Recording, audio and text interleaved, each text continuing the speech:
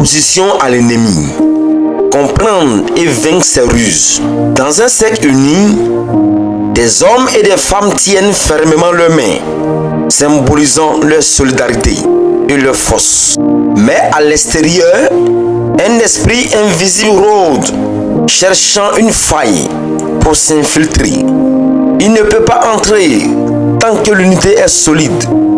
Alors il observe, il cherche les blessures non guéries, les rancunes cachées, les cœurs remplis d'amertume. L'ennemi cherche une brèche dans l'unité.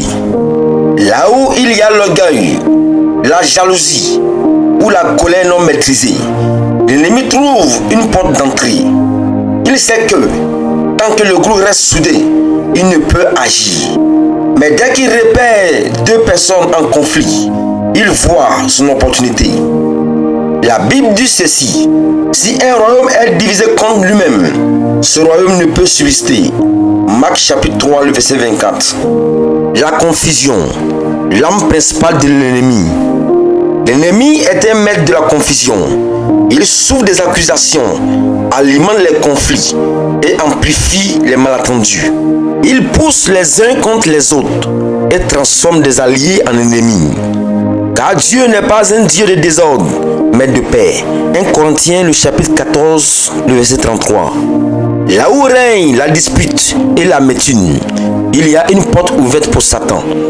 Ce qui aurait pu être réglé par le dialogue et le pardon devient une guerre où chacun cherche à prouver qu'il a raison.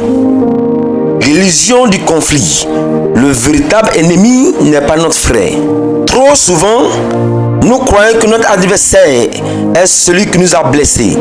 Mais en réalité, l'ennemi est celui qui souffle sur les braises du conflit. Il veut nous faire oublier que notre véritable combat est spirituel.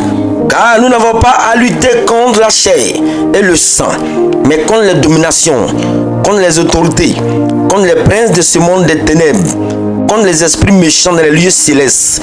Ephésiens chapitre 6, le verset 12. Notre frère n'est pas notre ennemi. L'ennemi, c'est celui qui utilise nos faiblesses pour nous diviser. Le pardon, l'arme la plus puissante contre l'ennemi. Là où il y a pardon et réconciliation, Satan perd du terrain.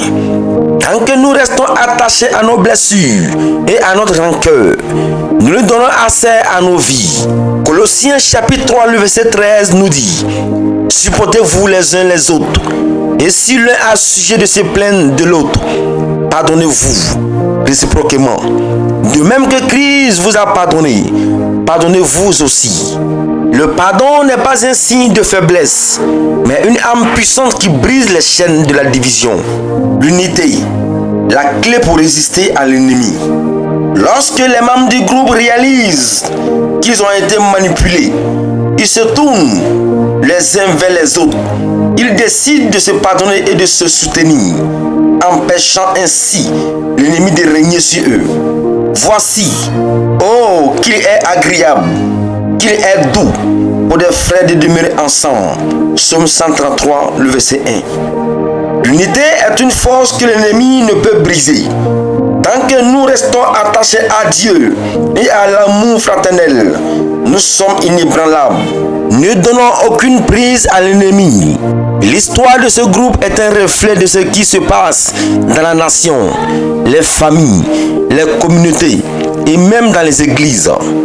L'ennemi cherche toujours à diviser pour mieux régner. Mais nous avons le pouvoir de l'empêcher d'agir en choisissant l'humilité au lieu de l'orgueil, le pardon au lieu de la rancune, l'amour au lieu de la haine, l'unité au lieu de la division. Bible déclare dans Ephésiens chapitre 4, le verset 27, ne donnez pas accès au diable. Nous sommes plus forts ensemble. Et lorsque